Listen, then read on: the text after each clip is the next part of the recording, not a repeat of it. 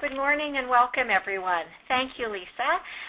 Welcome to everyone who's joining our regular but final one for the summer, Patient Safety Collaborative.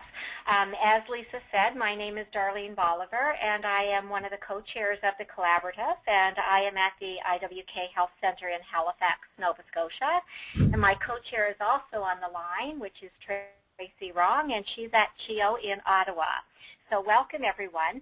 For those of you who are new to our teleconferencing, the Patient Safety Collaborative meets every fourth Friday of every month, except for the summer months, at this same time. So anyone who is on the line today, feel free to join us at any time you want to for future teleconferences on the fourth Friday of each month. So without further ado, we'll get into the presentation for today. It's going to be a really exciting presentation called Hospital Watch Live, an innovative platform to control and stop superbugs. And Dr. Michael Gardam, who is the Director of Infection Prevention and Control at the University Health Network in Toronto, was originally invited to present, but he's unable to present today. So in his place, we are delighted to have Niall Wallace and Colin Furness of Infonaut, who are working closely with Dr. Gardam and UHN on the Infection Prevention and Control project that we're going to have presented to us today. So I'll just give you a little bit of background on both Niall and Colin. Niall is the co-founder and CEO of Infonaut, Inc., which is a privately held health technology company based in Toronto, and it specializes in hospital disease surveillance, infection prevention, and control. It was born out of Toronto's SARS crises a few years back when Niall and his team decided to take the lessons learned to develop Hospital Watch Live, which is an innovative solution that automates many of the manual practices that infection prevention and control and provides a series of tools to help stop an outbreak and presents an evidence-based plan to prevent future outbreaks. So it sounds like something that would absolutely benefit all of us. Niall is a recognized healthcare and innovation thought leader in Canada and participates in a number of federal and provincial boards and advisory groups. And Colin is the Director of Research and Knowledge Development. He's trained in psychology, information and knowledge management, and human-computer interactions at the University of Toronto, where he is now an adjunct professor of information architecture. Experienced in both quantitative and qualitative social science research for analyzing and developing workplace innovation systems, Colin is also currently a master's candidate in epidemiology as part of his duties. He's currently working with Michael Gardam to analyze and publish hand hygiene compliance data and assist movement data. So as you can tell, both of our presenters today are well versed in the topic that we're going to be presenting, and I'm going to turn it over to Niall. Thank you very much. Both Colin and I are thrilled to be here today. We've got, I think, a very interesting perspective and presentation on hospital infection prevention and control. And as a company, we've dedicated ourselves to providing that evidence-based infection control solution to hospitals. We will be focusing on the problem, and that's hospital-acquired infections, and talking a little bit about the magnitude of the problem. I think it's something that everybody's aware of. We'll give you a short history of how we came to be doing what we're doing, because it was a very interesting path, and SARS was certainly a crisis that we learned a lot of lessons from. We'll be going through an overview of the Toronto General Hospital project, where we're working with Dr. Gardam. He can't be here today, but we do have a video clip of him where he's speaking about the project we're engaged with, our approach, and how we're working with him. What you will learn today is that we do have an enterprise-level surveillance-type solution, and privacy has always been front and center in a surveillance-type approach. And we are unique in that we have been recognized by the Privacy Commissioner of Ontario, Dr. Ann Cavoukian, as ambassadors of privacy because of the lengths that we've gone to ensure that while we are delivering a surveillance program with the steps we've taken around privacy, it can be considered more vigilance than than surveillance. And something that a number of us have always struggled is really trying to, we understand the clinical impact of hospital-acquired infections, but are we really able to size the economic impact? And if we can do that, then does safety, patient safety and workplace safety become more recognized as a driver or within a business plan for doing things in hospitals? So without much further ado, let me just quickly into the problem, which I'm sure that many of us are aware of.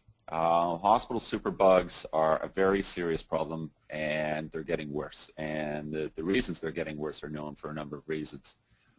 In Canada, the Ontario Hospital Association has said that 1 in 9 patients in a hospital will acquire some type of infection while in that environment. And the problem is so serious in Canada that up to 12,000 people a year are dying, and that's the equivalent of a jumbo jet crashing every 2 weeks. And there is some debate around the size of the cost, but when we look to our audience members in the United States and our partners there, we really see the magnitude of the problem just based on the size of the populations, where CDC has said that it may be as high as the 4th leading cause of death, with 90,000 deaths responsible every year. And there's been numbers thrown out as high as $45 billion per year in direct costs. So certainly a very serious problem. Now let's just talk about how we got to where we are today in terms of developing a solution to help control and stop infections. We have a short history for you, but we'll start back in 1854. And 1854 was the year of the cholera outbreak in London, where Dr. John Snow mapped out all of the cholera cases in London, discovered that it was not noxious gases that were leading to cholera being spread, but linked to a water pump. And that approach in science really revolutionized the way that we think about the spread of disease, and actually led to the creation of epidemiology as a science. There's a wonderful book called Ghost Map. It's written by Stephen Johnson, who's an amazing TED speaker as well. If anybody wants a compelling read around this event and how it led to its discoveries that it did and the nature of scientific inquiry. I'm going to go forward a bit from there to Toronto, Canada in 2003. And we were unlucky enough to bear the brunt of the SARS crisis at that time. It's not well known, but at that period, up to 1% of the Greater Toronto Area population was in quarantine, and a large number of those people were clinical front lines. I was working within the Ministry of Health at the time and really got to see the magnitude of the problem from the inside and the massive effects that it had, which included canceling non-elective surgeries, closing ERs, thinking about closing down entire hospitals, and we came very close to experiencing a broken healthcare system. And the recommendations that came out of the SARS expert panels really focused on a number of areas, but an important one was the need for surveillance systems in place before a crisis. It was too late to deal with it once you were actually immersed in the problem. And so we took those learnings from the SARS expert panel and was working very closely with public health and really started to apply these techniques at a regional level. And we'll use the example of TB, where we were working directly with public health and public health labs. And public health labs really test all the cases that come in through the province, and they do genotype matching. And so at that level, you have an ability to do contact tracing within a very large area. So these cases are cataloged across a catchment area, and that information, because of the systems in place in Ontario, can be shared across the province. So the genotype matching can be extended beyond one lab and really into a surrounding region. So we can start investigating why cases look very similar in North Bay, in Windsor, in Ottawa, in Toronto, and really aid public health in the investigation on the spread of those particular diseases. Now, TB is one example. This type of approach really works across many of the reportable infectious diseases. And when you have a system like this in place, not only can you start monitoring across the province, but you have the ability to do that across the country and across borders in the United States. And this was a very successful approach for us, and we thought that it led to a lot of learnings within public health and gave them a rapid response tool. Now we took those learnings from the regional approach and realized that public health and the way that it's structured really has a very strong focus on the local communities. And we wanted to learn more about how we could take those approaches and techniques and apply them into a local community. So we worked with some researchers' public health units that had connections into various hospitals within an area. And if you think an ER patient will attend a local hospital, it may not be the same one every time, but there's information that is derived on the intake, and that includes the address or postal code of the patient. And when we were able to pull this information almost in real time from a number of different hospitals, you really get a very accurate picture of the surrounding community. And it's that lesson learned that actually allows us to trace back almost in real time that activity back to a hotspot within the community.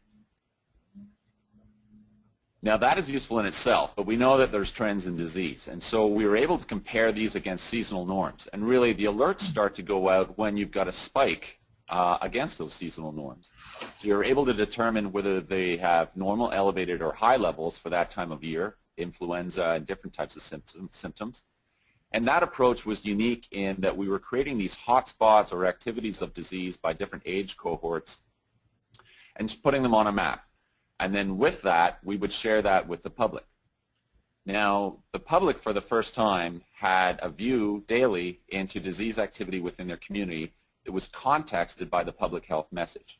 Public health was able to say, this is what we're seeing in the local community, in the immediate area, and this is how we would like you to respond. This is what we're doing as public health. And so it was really used to give more information to the public, ensure that there was not massive ER surge rates, and that the public was properly equipped and had the knowledge to be able to respond themselves. And this system is still in place in a number of health units in southeastern Ontario. And so you can log in to Infection Watch Live at the Kingston Public Health Unit and still see these maps active today.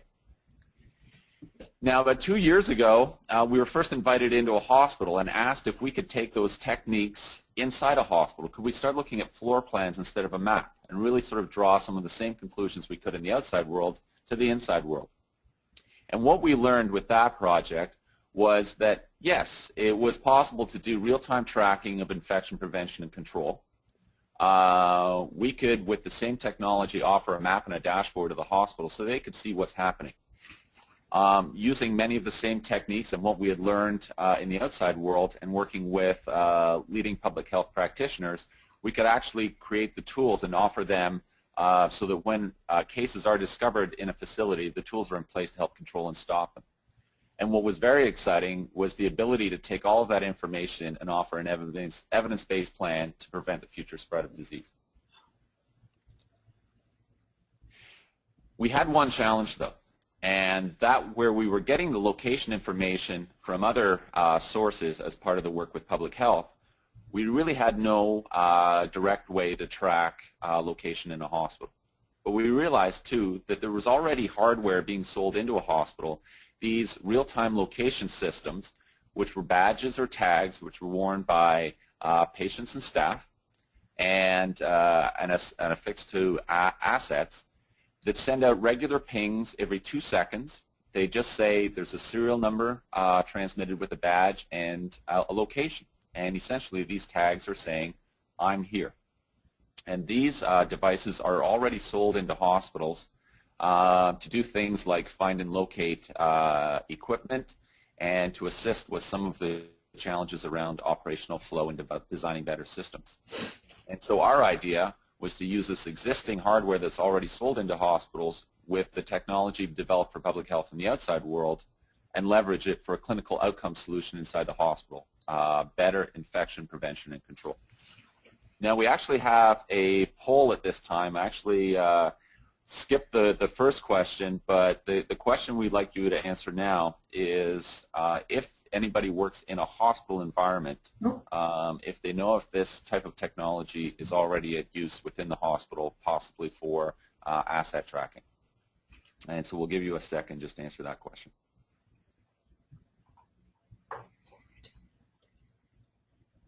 So if everybody just wants to click either yes or no on the poll that's up. So does your hospital have an existing real-time location system to find mobile assets or other use cases?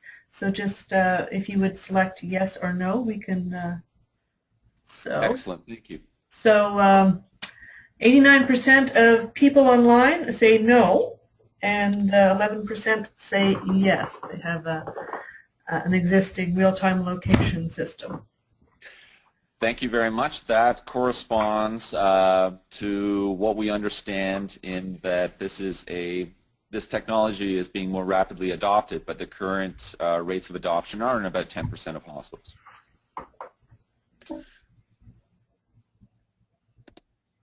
So when you have this technology in the hospital, how would it work to improve infection prevention and control?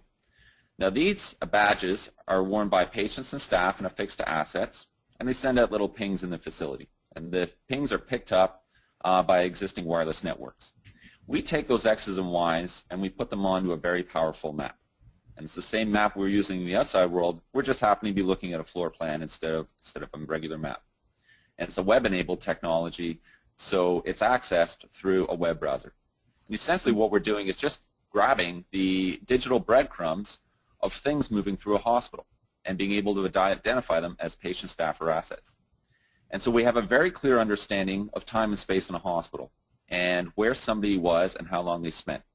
And this is very important because as you have a confluence of events with people, staff, and assets, and then you start having positive cases, we're able to identify hotspots of disease in a hospital based on this history of movement. And when you have this information, there's a lot that you can do with it.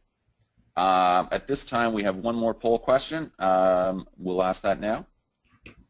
So do you currently use automated surveillance techniques at your hospital? So again, just please select one of the answers. The poll results, do you currently use automated surveillance techniques at your hospital? Manual only is 25%. The highest is some automation, shared Excel lists, etc. And the lowest being other and I don't know. So more automation and automated hand washing measurement are tied at 13%. So it looks like about half the people or half the organizations represented have some automation. Excellent. So when you have this location information and you can match it to underlying hospital information systems, and in our case we are able to match patient records to the ADT. We have a process to integrate lab results, pharma, and surgery. So we know quite a lot of what's happening to the patient, and we know quite a lot about the assets. We know very little about the staff, and I'll get to that later in the presentation. So when you have this kind of system in place, you can do a number of things. You can have a very accurate hand hygiene compliance by embedding the same location technology in the dispensers. You can calculate movements, contacts, and interaction for contact tracing. Occupational safety is a huge component where you can alert staff if they've come into contact with somebody who has an infectious disease. You identify hotspots. You can track the maintenance and cleaning of assets, room cleaning. Something that we did a lot in the outside world was start recognizing patterns, and it's really what are the emerging trends that we can identify within a hospital based on this new evidence. And positive deviance is the change management process we're working with Dr. Gardam and UHN on, which really brings that information back to the front lines, and it's used to engage staff in a positive and non-threatening way with the evidence that we're gathering around infection control. At this time, I'm going to hand the slides over to Colin Furness, who's going to talk about the linkages to pediatric programs as well as 3 use case scenarios which we think are going to illustrate the value of this type of approach. Good morning. Like all areas of medical research, as we say here, only a fraction of nosocomial infection research and hand hygiene compliance research is aimed at pediatric populations. My role at Infonaut is research, and I see Hospital Watch Live as a research tool just as much as an infection control tool. What we do know from the research literature is that hand hygiene compliance in pediatric environments is low. It's similarly low in adult environments, but this has been measured directly in pediatric intensive care and emergency room departments. We know the mortality rates are similarly high as they are in the adult population, about 10%. We know that there's a bit of a different distribution in the kinds of infections that you see in a pediatric environment, that they're more likely to be associated with invasive devices, and as far as we can see from the literature, there doesn't seem to be a relationship between length of stay or size of the institution, which does leave a bit of a question as to what is the transmission vector here. Hands and hand hygiene may well be it. We don't know, but we think it could be, and Hospital Watch Live would be the way that question could perhaps be answered. One thing we're doing at UHN is whenever a new nosocomial infection case is diagnosed, we're able to produce a report that shows what was the hand hygiene compliance around that patient. So not by individual staff members, but by patients. So can we see a correlation between an odds ratio or a risk of contracting a nosocomial infection at different levels of hand hygiene rates around that particular patient? So this is something that we think would be particularly helpful in a pediatric environment. We actually have another poll question for everybody. So what are the main challenges with pediatric infection control? And again, just select one answer. So it's not seen as a priority by management, hand washing compliance, contact tracing, ensuring there is a clean environment, staff exposure, and transmission. So 76% said hand washing compliance is one of the main challenges. And distantly behind that is staff exposure and transmission. And at a very low 6%, contact tracing and ensuring there is a clean environment. And everybody is indicating that it is seen as a priority by management. So I think everybody knows what to do. Fantastic. Thank you very much. Okay, so there's three scenarios I wanted to describe briefly. The first, under the rubric of workplace safety, I always describe hospitals as extremely dangerous places to work. I'm sure that's not a surprise to anyone listening today. We know from a Canadian study that was done 2 years ago that hospital staff workplace absenteeism for gastrointestinal and respiratory illness is a lot higher than the general population. And this is through statistics compiled by our Workplace Safety Insurance Board, which means we're not talking about sniffles, we're talking about significant absences, so significant illnesses. That's a very high difference. We know that families of hospital staff are a lot more likely to be colonized with MRSA. And again, this is awful, and it's also not surprising. We have observed in the past, in a previous pilot, rooms being cleaned, hospital rooms being cleaned with only a few minutes per room, which makes real cleaning not possible. And this is during an outbreak. We also observed at one pilot site a large number of mobile assets leaving isolated rooms during an outbreak and going all over the hospital. And this is something that when we fed that information back to infection control, they had no idea. So turning to Hospital Watch Live and what it can do about this situation, what we're showing you now is what's called a location exposure report. So if there is a person or equipment in particular that has been contaminated and been around the hospital, we can actually map that. What rooms have been exposed? And you can see different shades that has to do with the degree of exposure, the number of assets, the amount of time that it's been there. It's prohibitively expensive to close a ward for a terminal clean, but this potentially allows very, very targeted cleaning. Targeted cleaning by obviously very scarce cleaning resources. The other piece, though, to go straight to occupational safety is staff exposure. We talk to staff at UHN to say, well, how would you know if you've been exposed to tuberculosis? Because they get about a case a month. And this is something they don't like to talk about so much, but the answer is no one really knows. You try and do contact tracing from the charts, from the staffing schedules, you don't really know. And someone who's wearing a Hospital Watch Live badge, we would actually be able to calculate not only whether or not they were exposed, and not only when, but the exact duration. So we would really be able to measure that quite carefully, and that duration is obviously very important for TB. It's also important to mention that staff are actually alerted by badge number only. The system is not surveillance. We will come back to that and talk about that, but we are not following individuals around. We are pulling reports that show badge numbers of people who've been exposed, and that gets passed on to occupational health and safety. So we are trying, we've tried very hard to balance essentially privacy with this kind of vigilance and staff protection. So that's the first scenario, and that's workplace safety. The second one is the broad area of infection control, and there's two things to talk about. One is contact tracing, which I already touched on, and the other is disease hotspot analysis. So contact tracing helps hospitals, in theory, better detect, manage, and control infections. It's extremely time-consuming, it's extremely crude, it's incomplete by definition, and therefore it is really rarely done, and the information is often not all that useful.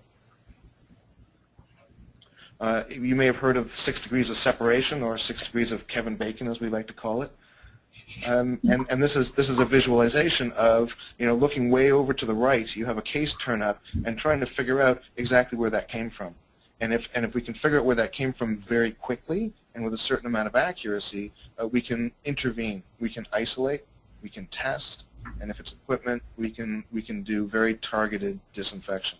So this is contact tracing on steroids. Rather than being incomplete and time-consuming, it's very complete and instantaneous. We also have the capability to assess patient risk. So we can look at the system can look at their health record and look for the obvious kinds of things that put them at higher risk. Are they on dialysis? Are they immune compromised from organ transplant or HIV infection? Are they on antibiotics? Have they had recent surgery? Are they a readmit? These are the kinds of risk factors that are obviously widely known. We can actually do a calculation on that so that when you do a contact trace and you end up with a giant amount of data, you can sort the highest risk people to the top of the list first. So rather than just being overwhelmed by data, which is one thing that we learned is a bad thing to do for infection control folks, rather than being overwhelmed, they're actually able to order and prioritize their response. I think that's very important, fitting the amount of data and the way it's presented to certain workplace realities. So the third scenario I want to talk about is infection prevention, the gold standard. If we can prevent it, we don't need to control it. And infection, as I touched on before, with hand hygiene rates in pediatric contexts, we think hand hygiene compliance is the best way, and driving that number up is the best way to limit infections. However, measurement is obviously very poorly done. There was a recent study done at Cedar Springs Hospital in California where they looked at self-report and by doctors on hand hygiene, and then they did an objective measurement, and there was a difference literally by an order of magnitude. The gold standard in many places is simply a manual audit. A known person with a clipboard standing there. You get what are known as Hawthorne effects. That is, people who change their behavior because they know they're being observed. This is human nature. You may get 60 observations a month on a ward. Hospital Watch Live, which is persistent, not just the 20 minutes on a Thursday afternoon, but 7 days a week, 24 hours a day, could generate tens of thousands. We see hand hygiene compliance as a knowledge activity, as an activity that's actually deeply embedded in work practices. It is very tricky to change, but the first part of change is being able to measure it accurately and feed that back to the staff members.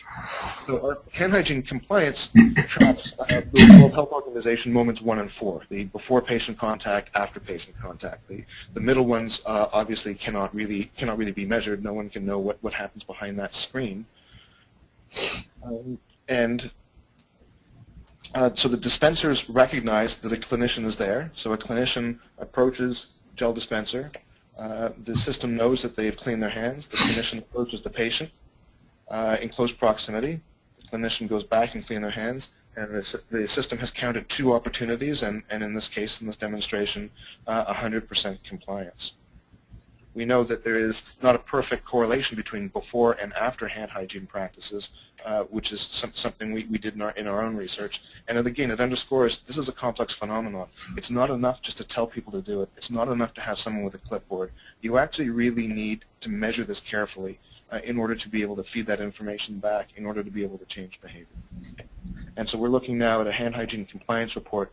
We do not use this as a policing tool. We do not provide individual feedback. And there's a number of reasons for that, but the main reason is that when you devalue people's judgment and their knowledge work to the point of holding a stick over their head, they cease to trust the system. They start to resent it. We don't think staff would accept it. We don't think staff would use it. We want people to trust it. We want people to feel they're being protected by it, and we want people to feel that it's in everyone's best interest. And singling people out for punishment is actually not the way to do it. We see it as being a social behavior or as a question of behavioral norms, and therefore we are reporting on hand hygiene compliance by job type, because we do know that there's a huge difference between them. And I think the numbers in this sample report are being quite generous to physicians. and we can do it by shift, and we can do it by geography or by area of the hospital. So this is Niall again. Thank you very much, Colin. Just illustrating 3 of the many usage scenarios that we have once this type of evidence has been gathered. Just to talk a little bit about the scope of use at Toronto General Hospital and working with Dr. Gardam. We're working within the multi-organ transplant and MSICU. This is 2 floors, and the full study is running for a period of 18 months. We're looking for sustained goals, and it's really when this evidence is brought into a change management program such as positive deviance, which is used highly effectively within Toronto General Hospital, can you see an increased sustained drop in infection rates and an increased sustained adherence to best practices by providing the evidence back to the front lines in the manner that we do. And the system went live in February in terms of the technical go live, and we've recently started working directly with the clinicians and other people within the facility gathering this information, and it's starting to be fed back into the programs now. As an operational impact, we spent 2 years in a simulated hospital environment ensuring that, one, we take about 15 minutes to install the system per room. We are ensuring that we're leveraging existing programs around change management and education, so the impact of people on the floor is as low as possible. It's also important to note that we're really not asking for any changes in behavior or usage that the nurses would or doctors would normally do within the facility. There's really no changes to what they would do apart from adherence to the practices that they're following. It's interesting to note, too, that in 3 hospitals east of Toronto where we started working with the same solution, just by going around and affixing a badge to all of the mobile assets within the facilities, we found 200 mobile assets that the hospital didn't know that they had owned. And so even before switching the system on, and the ROI is also very important to be able to describe to management that the investments here are worthwhile.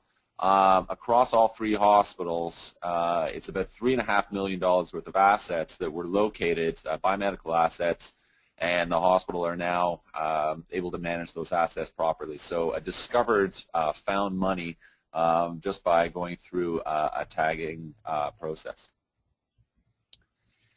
And we have a word from about a minute from Dr. Gardam just explaining his interest in the project and what he expects. So we'll run that now. I'm Dr. Michael Gardam. I'm an infectious disease specialist here in Toronto, and I'm also the Director of Infection Prevention and Control here at the University Health Network. So what's the challenge of infection control in hospitals? Really the big challenge in a nutshell is that we have a pretty good idea of what we need to do to try to prevent the spread of infections. The problem is we're not very good at actually doing those things. So for example, hand washing is something we've known for the last 150 years is very important. But there's lots of literature out there showing that although hand washing looks like a simple thing for people to do, it's actually very, very hard to get healthcare workers to clean their hands. Similar problem we have with cleaning the environment. Similar problem we have with screening patients to see if they're carrying superbugs, etc. So there's lots of information out there. The problem isn't so much we don't know what to do. The problem is we don't know actually how to do the things that we need to do. Why am I interested in the Infonaut solution? I'm interested in Infonaut because it allows us to measure a bunch of things that we were never really able to measure before, or at least weren't able to measure very well. So for example, currently we know that patients are able to pick things up from, surfaces and things like that. But we're not able to really measure that. And with the InfoNOS system, for example, we're able to look and see which pieces of equipment patients were in contact with, which types of staff people were in contact with. And we can also tell, for example, how well staff are actually cleaning their hands with that particular patient. So it allows us to basically lift up a very big rock and see all of this stuff going on and get all this information from it that we've never been able to measure before. So I'm really excited about being able to get that information, learn what's going on, and then feed that back to the frontline staff to help them to start being able to make things better. So what are the uses, benefits, and outcomes I hope to see with this project? What I hope to see with this, first of all, is that we really shine a light on all of the stuff that's currently going on in the hospital. So how well are we actually cleaning our hands? How often are we moving pieces of equipment room to room to room? How often are we shifting mattresses between rooms? Start to really be able to shine a light on all of these things that are going on that we know can all spread infections. Once we've reached that step, what I'm really hoping to see is that frontline staff will realize the system we're working in is really well designed to spread infections, and they will start making changes, whether it be cleaning their hands more, cleaning equipment more, not moving equipment around so much. They'll start making all of these changes that I am hoping we're going to start seeing decreasing infection rates.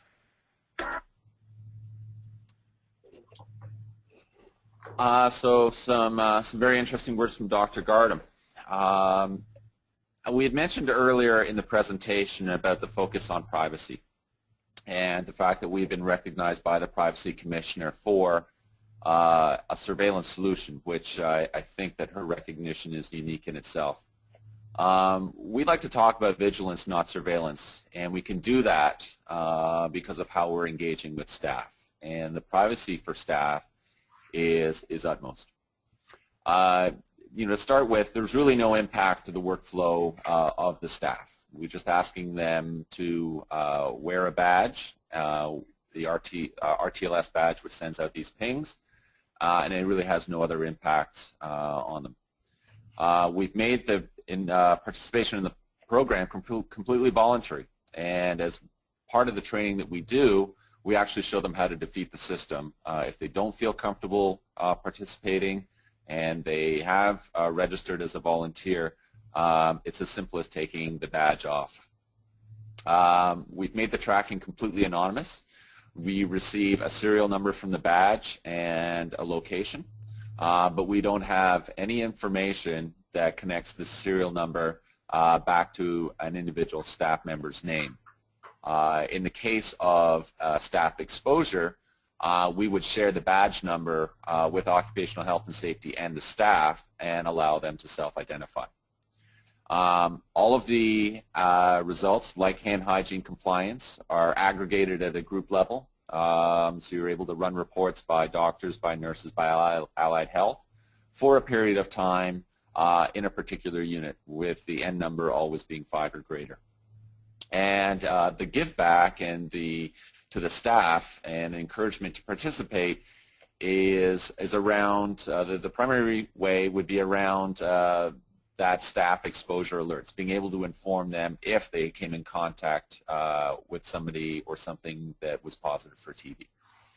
And the decision making with PD as a change management process, the results go back to the group, and it's really the group that decides what to do. And I think this big friend approach is very different from the big brother approach that is more common within surveillance solutions. Finally, we want to talk a little bit about the economics of infections. And the focus is certainly on clinical and occupancy outcomes. But then the challenge with the investments in patient safety in general is that the costs around this are not well understood. And we have a model, and we think it's very conservative. We've worked with some of the thought leaders in the space around infection costs. And if we just take an average 250-bed hospital in Ontario with the average rates, infection rates posted by the Ministry of Health, a single hospital, single average hospital, would experience direct treatment costs in the area of $980,000. And I think this would be the most common number that if people were talking about the economic impacts of infectious diseases in hospitals would be this first line.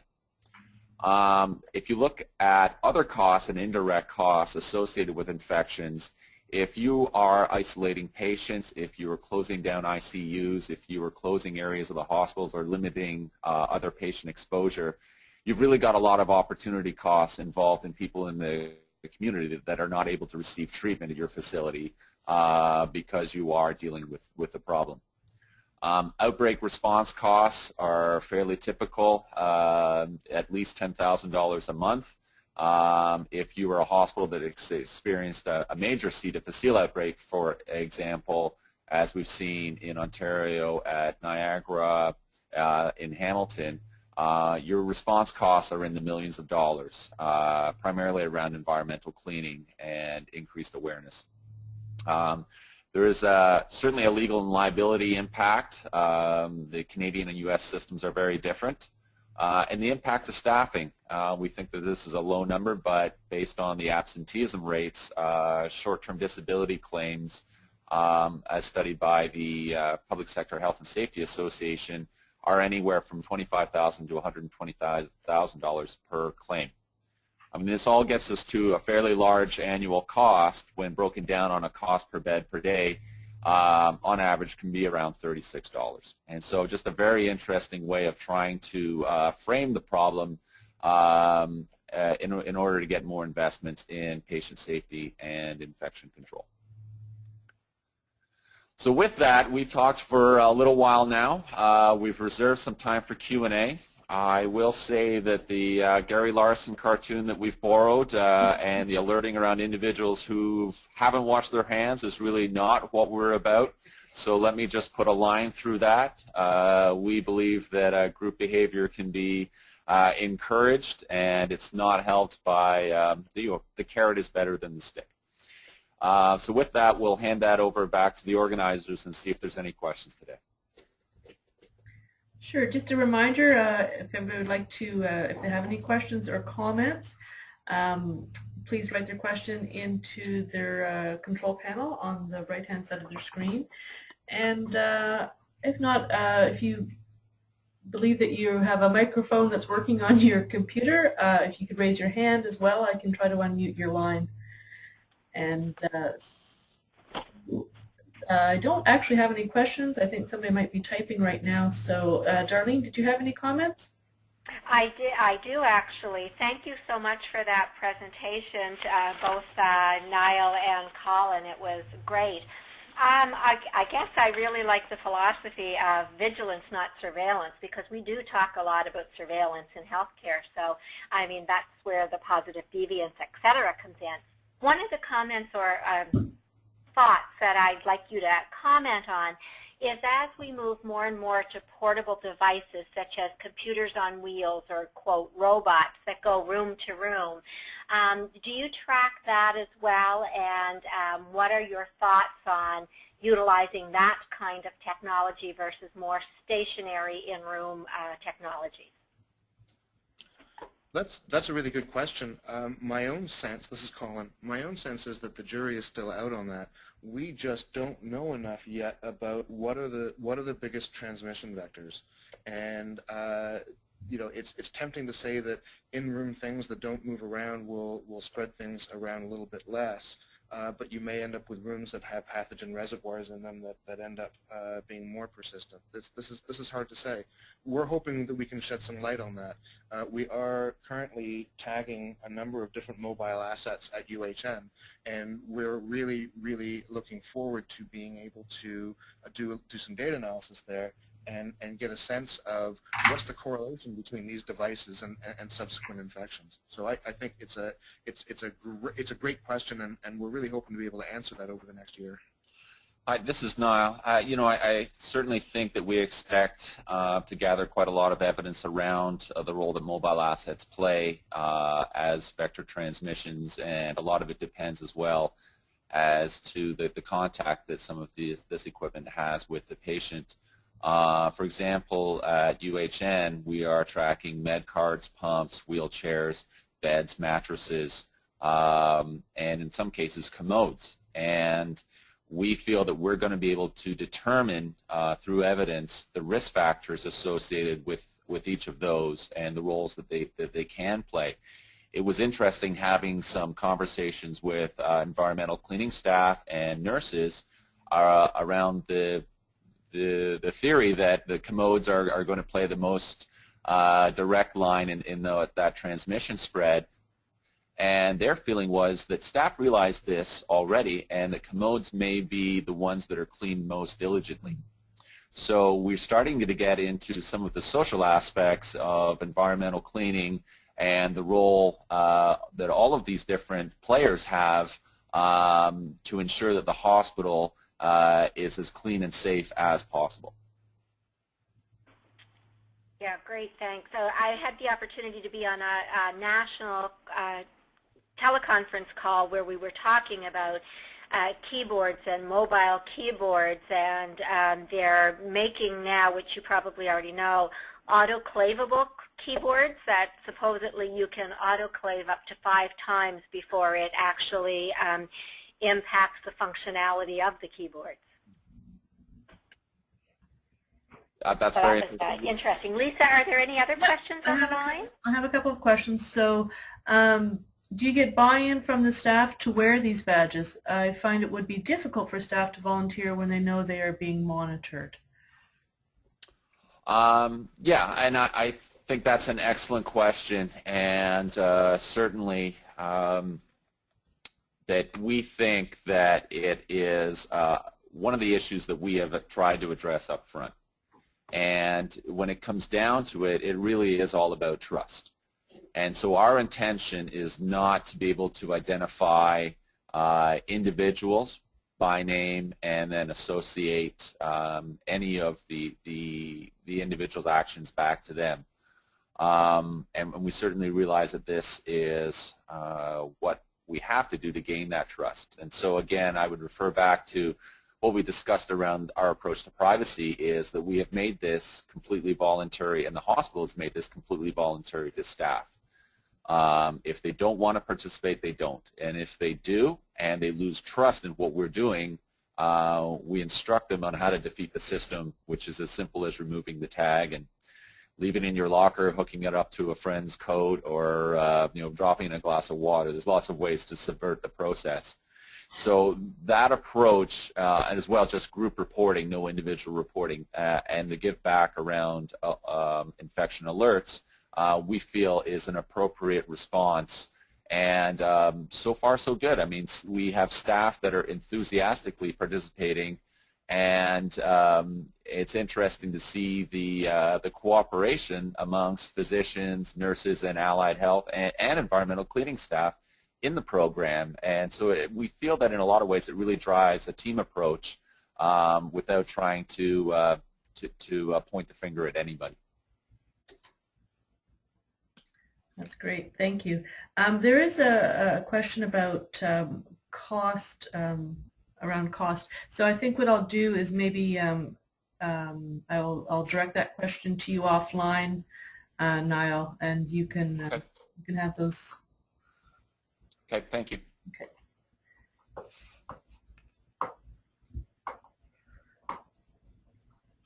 Are there other questions online, Lisa? Elaine, did you have some comments? Just a couple of comments. First of all, to Niall and to Colin, thank you so much. This has been so enlightening. I think that this is something that impacts every single healthcare organization in the country. It impacts many organizations, but we'll just talk about healthcare this morning. And it is extremely innovative. One of the things just in this last round, this last particular question that comes to mind is, participation, I think, would promote compliance. And I certainly see it that way as well. And it's a little bit of, well, if I'm participating and I'm being monitored, I'm going to comply. And I think there could be a very successful strategy in that in itself. And I'm just wondering if you can sort of comment on that. It's not a matter of, no, I don't want to participate, but through participation, your compliance increases and therefore your rate of infection decreases. Can you comment on that, Neil? Sure, this is Colin. I'll take that. Mm-hmm. We frame hand hygiene compliance as a social norms question, a cultural question, and so it really gets down to what is normal. Once 50% plus one people are wearing these badges, it becomes quite normal, and I think we do expect to observe exactly what you suggested, which is the act of wearing this. It represents a tangible commitment. The social psychology literature says if you can get someone to take a small step in one direction, you can actually then have their attitude pivot to match that. So we do expect that. On the other side of the fence, though, there are Hawthorne effects, which suggest that in many cases such change can be quite temporary, that health behavior change, all behavior change, is very difficult to sustain. And we know there's a school of thought in infection control that says I can get my hand hygiene compliance up to 80% for 2 weeks, but I can't increase it by 1% permanently. And so that's obviously a piece of it too, and we think that by framing it as social norms, by framing it as, well, what do people do around here? Oh, I see, people wear these badges and they're protected and they'll know if they've been exposed to TB, and yeah, they'll probably clean their hands more, and patients are asking about it. I've had so many conversations with patients and other staff, non-clinical staff, about this, that we're hoping the awareness drives social norms and that changes becomes permanent on that basis, not because of the device, but because it's the normal thing to do. And Colin, that was, thank you, and just a tiny comment to that. That was my next part of the question, is then what happened? It's sustainability. We all know that that is the biggest challenge. So again, by participating, you address that component as well. Yeah, and you've hit the nail on the head. You know, sustained behavior change then becomes culture. Exactly. If it's sticky enough, it becomes culture, and we would love to be a part of a culture change within an organization where really the staff are seeing benefits, the patients are certainly seeing benefits, and management is really there to encourage those types of culture change. And we think that we've got an approach that will work on a number of levels. Yeah, absolutely. Thank you.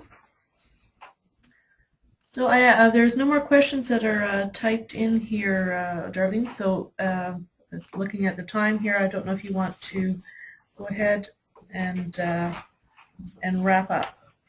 I will. Thank you, Lisa. Again, I want to thank both Niall and Colin for bringing us this information.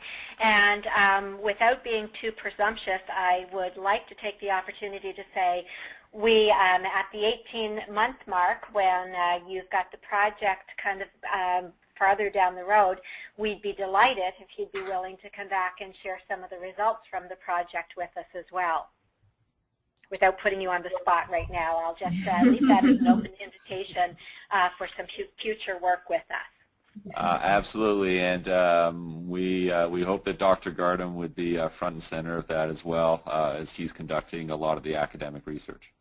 Great, that would be wonderful. And as Lisa said, this presentation will be posted on the Knowledge Exchange Network at CAFC. So thank you very much, both of you, for your willingness and for bringing us this great information. For those on the call, I'd like to just thank everybody for their participation online with the polls and for being part of the webinar today, and just remind people that there will be no calls in July and August, so our next actual scheduled webinar will be September the 28th. And there will not also be a webinar in October. In October is the CAFC annual meeting and conference, and as part of that, we will be doing a patient safety symposium on October the 28th in Vancouver, and we're hoping that that will be well attended, and I know it will be very enlightening. The theme this year, or the title this year, is called I Play for Patient Safety: Innovation and Integration Using Simulation. So Dr. Deborah